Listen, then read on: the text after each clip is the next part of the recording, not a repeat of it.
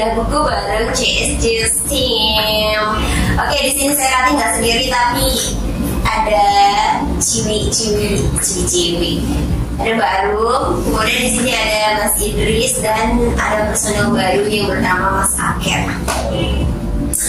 Oke, nah pada kesempatan kali ini kita akan lanjut nih untuk membahas buku Sistem Enterprise SCM. Kali ini kita akan membahas apa nih, kakak-kakak, silakan. Yang dibahas kali ini di video kali ini yaitu di bab 16.5 perangkat lunak dan teknologi untuk SCM. Itu gimana? Mau dari siapa dulu nih? Dari saya dulu. Kalau dari saya yang informasi atau apa yang bisa saya dapat dari apa yang saya baca di bab ini. Yang pertama, mungkin kita kenalin dulu ya, apa itu sih SCM? SCM itu apa sih? SCM itu singkatan dari Supply Chain Management System, atau bisa dibilang sistem manajemen rantai pasok, atau Indonesia seperti itu. Di sini saya catat bahwa SCM itu adalah sebuah sistem yang berfungsi sebagai pusat untuk seluruh bisnis yang bersifat memproduksi barang, menyimpan barang, serta mendistribusikan barang, dan juga sangat hemat biaya. Jadi SCM ini sistem yang tadi berfungsi di bisnis yang memproduksi barang, terus menyimpan barang, mendistribusikan barang, dan juga sistem ini bisa menghemat, sangat-sangat bisa menghemat biaya anggaran operasional perusahaan dalam jalankan bisnis. SCM juga di sini saya catat memberikan perusahaan akses informasi dalam merencanakan sebuah operasi secara efisien dimanapun dan kapanpun. SCM juga memberikan dampak positif dalam meningkatkan efisiensi dan mengurangi biaya secara substansial, serta memberikan kemampuan kepada perusahaan untuk beradaptasi untuk memodifikasi atau mengupgrade proses bisnis pada perusahaan. Mungkin gambaran sedikitnya SCM itu seperti itu. Dan di era sekarang kan era yang modern, era yang sudah terjun kepada digital. Apapun kegiatannya sudah bukan berubah sih, kayak beralih ke digital, semakin membuat kita lebih efisien mungkin untuk menjalani keseharian gitu digital, meraih informasi dari media sosial dan lain-lain. Nah, di SCM ini juga secara sudah beralih juga ke era digital. Nah, disebutnya ISCM atau ESCM, yaitu Electronic Supply Chain Management, yang tadi itu menjadi solusi buat SCM itu sendiri. Jadi lebih efisien lagi, lebih mempermudah lagi sistem SCM. Nah, dari buku ini juga kita bisa lihat menurut Motiwala atau Thomson di 2012 terdapat 2 jenis utama perangkat. Nah, ini kan udah bicara perangkat lunak nih tadi soal SCM itu atau ISCM. Nah, ada 2 jenis utamanya. Perangkatnya yang pertama, aplikasi perencanaan yang menggunakan algoritma canggih untuk menentukan cara terbaik untuk memenuhi pesanan. Itu yang pertama. Yang kedua, ada aplikasi eksekusi yang berfungsi untuk melacak status fisik barang, pengelolaan bahan, dan informasi keuangan yang melibatkan semua pihak. Nah, di sini saya sih sedikit dapat bukan informasi sih, lebih tepatnya kayak sedikit detailnya soal aplikasi perencanaan. Cuma untuk mengaplikasikannya saya belum pernah. Tapi yang kedua, saya sedikit pernah mengoperasikan aplikasi yang sifatnya eksekusi tadi, yang untuk melacak status fisik barang, pengelolaan barang, informasi keuangan. Itu dulu di tahun 2021, 2022 dulu di pekerjaan dulu sebelumnya si ekspedisi, satu ekspedisi. Jadi awalnya helper, terus juga diminta untuk jadi bagian entry data.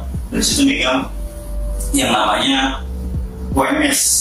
WMS itu Warehouse Management System. Jadi fungsinya kurang lebih dibagi-bagi, yang melacak barang status barang, terus juga ngelola lapor report juga soal petikes, ya, dan kurang lebih hampir sama gitu sama poin kedua.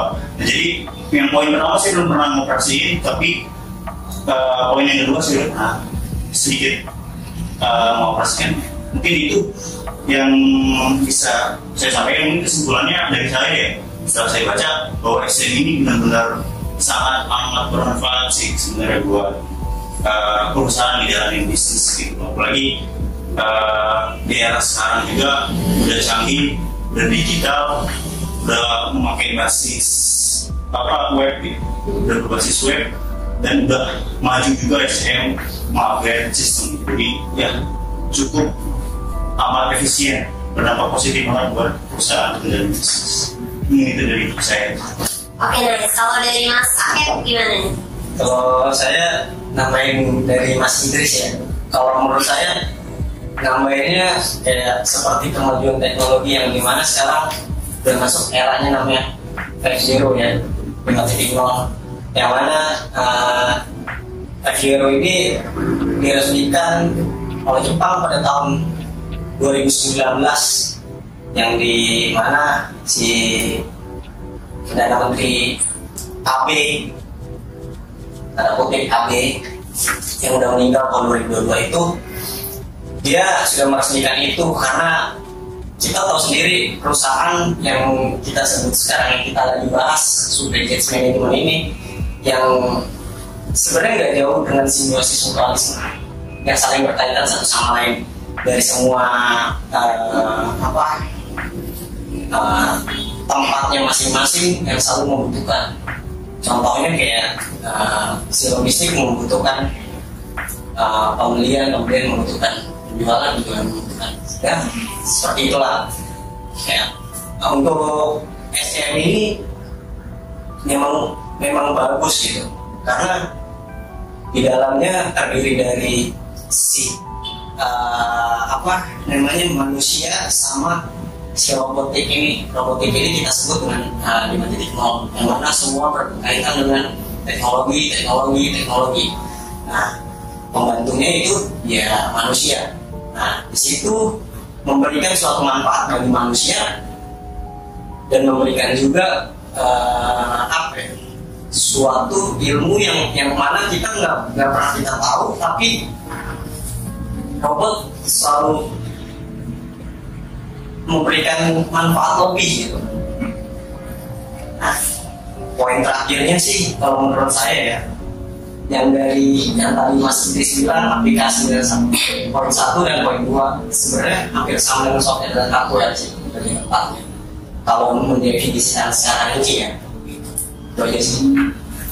Oke, nah kalau dari tadi Mas Idris dan Mas Akif sudah menjelaskan bahwasannya untuk perangkat lunak dan teknologi ini, jadi SCM pun membutuhkan kedua hal tersebut gitu, karena kalau kita nggak mengikuti teknologi yang ada, perkembangan zaman yang ada, maka akan sulit gitu kita mempermudah. Ini kan sebenarnya SCM pun dibikin atau diciptakan oleh penciptanya itu untuk memudahkan unit bisnis gitu, jadi untuk bekerja sama antar divisi atau entah baik internal ke eksternal ataupun dari intern ke intern. Nah, ini untuk memudahkannya lagi diciptakanlah perangkat lunaknya atau software dan dibantu oleh teknologi ini sendiri.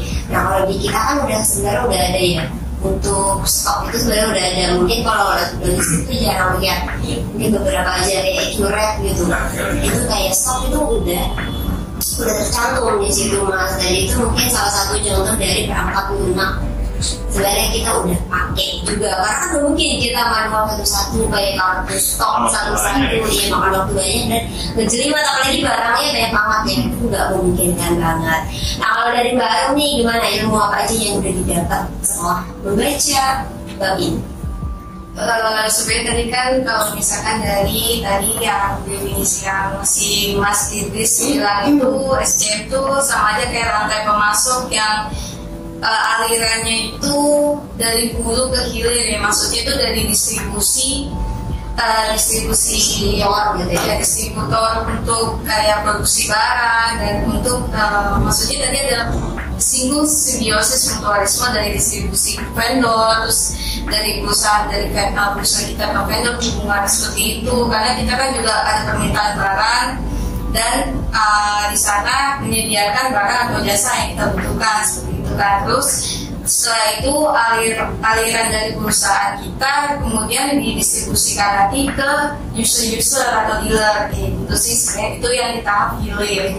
Nah, untuk memudahkan SCM tersebut yang di buku ini ya disebutkan perangkat lunak ataupun software bisa bentuk aplikasi ataupun bentuknya itu berbasis web, nah yang bisa memudahkan si SCM ini. Nah, kalau untuk yang disebutkan contohnya Accurate itu kan berbasis web, yang mana tuh kayak nggak perlu banget itu untuk kita download aplikasi ataupun sampai bahkan install ribet-ribet yang bisa menghabiskan memori di hard disk komputer seperti itu kan. Kita udah bisa akses lewat website, yang mana kalau misalkan ada kendala banyak banget trouble di komputer, misalkan komputernya ngehang dan harus diinstal ulang Windowsnya, nah itu kayaknya kan nggak mungkin banget, karena data-datanya kan ada kemungkinan karena terinstall ulang dan itu bisa semua. Nah, ini ada lagi teknologi baru yang berbasis web. Ya kalau misalkan ada kendala seperti itu, kita cuma punya akun yang sudah diregistrasi, mungkin ada yang berbayar seperti Accurate. Nah, itu memudahkan kita banget tuh kalau misalkan kita akses data, dan juga kalau misalkan kita dikejar-kejar nih, misalnya pembelian dikejar-kejar sama si sales, untuk pengadaan stok barang ini saya mau butuh ini, kira-kira ada apa enggaknya, itu tinggal cari di keyboardnya aja, biasanya kan di barang jasa seperti itu. Dan untuk mungkin ya produk itu kompleks juga, nggak cuma hanya di pembelian tapi juga ada ini juga nih finance, benar, untuk melihat keuangan. Jadi masuknya ini ke poin 2 aplikasi eksekusi. Sebenarnya sih Accurate itu udah lengkap juga kan dimasuk poin 2, cuman untuk kayak di poin 1 aplikasi perencanaan ini sebenarnya sih masih belum.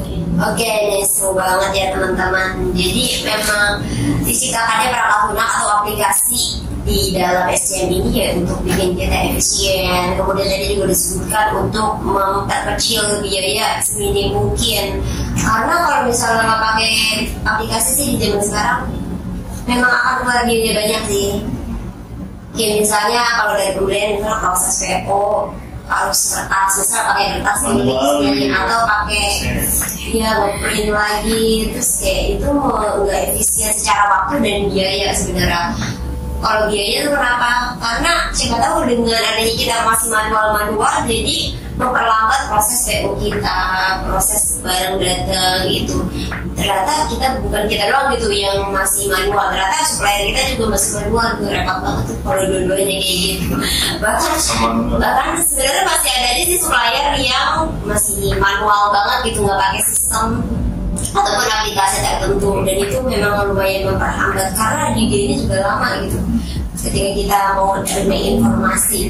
Nah, kalau dari fungsi SCM sendiri kan di pembahasan pertama tuh di bab awal disebutkan bahwasannya tuh ada bagian informasi gitu ya, dari output input gitu. Nah itu jadi termasuklah untuk mengefisiensi waktu dan biaya, kemudian juga untuk memodifikasi juga, memudahkan kita memodifikasi unit bisnis kita gitu ke depannya. Jadi nggak gitu-gitu aja. Jadi thanks to programmer yang sudah menciptakan. Karena ini kita sangat terbantu ya anak-anak Gensi ini. Oke, mungkin ada closing statement langsung aja. Closing statementnya sebenarnya bukan closing statement tadi sih yang terakhir saya bilang sih, bahwa tadi perusahaan butuh banget gitu loh dengan adanya sistem SCM ini. Tadi banyak banget keunggulannya, banyak banget manfaatnya.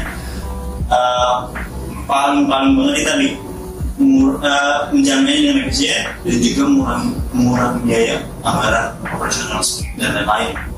Jadi kalau menurut saya sangat amat harus dipakai gitu loh sistem ini. Ya mungkin itu sih yang bisa terjadi terakhir. Cukup. Oke, silakan Mas Akid. Menurut saya untuk BNZ lebih banyak belajar tentang teknologi ini sih, karena kedepannya kita nggak tahu proses yang punya hasil. Oke, last for the girl. Kalau dari aku sebenarnya ya tadi sebutnya banyak banget manfaatnya, selain mengurangi apa namanya kayak untuk menghemat biaya, efisiensi, efektif operasional perusahaan yang berjalan tuh kita jangan terlalu ini banget sih, jangan terlalu over dengan pelanggan lunak ya dengan software yang sudah diciptakan, karena ya itu lagi kita cuma sebagai pengguna user gitu kan, yang balik lagi yang untuk yang menciptain tadi itu adalah seorang programmer atau enggak seorang yang benar-benar ahli yang mungkin dia sendiri pun terima project dari perusahaan lain, tolong dibuatkan saya butuh web yang bisa bikin, tapi di samping itu di belakangnya itu mungkin ada kendala, itu dia tadi diperhatikan kalau misalkan ada bocornya data kayak gitu. Ya seperti ini sih perlu diperhatikan. Oke, dan ini udah closing statementnya, ada positif, ada negatifnya ya daripada perangkat lunak tersebut teman-teman. Nah kalau menurut teman-teman lagi gimana nih? Apa poin plusnya, apa poin minusnya untuk bab ini? Oke, terima kasih. Semoga apa yang sudah teman-teman sampaikan bermanfaat, khususnya untuk yang ada di divisi procurement atau logistik, atau di KIT sebenarnya menyebutnya adalah divisi LPSG, logistik supply LPSC, logistik procurement supply chain, sorry. Nah itu kita adalah LPSG. Oke, sampai jumpa di pertemuan selanjutnya teman-teman lagi. Bye bye.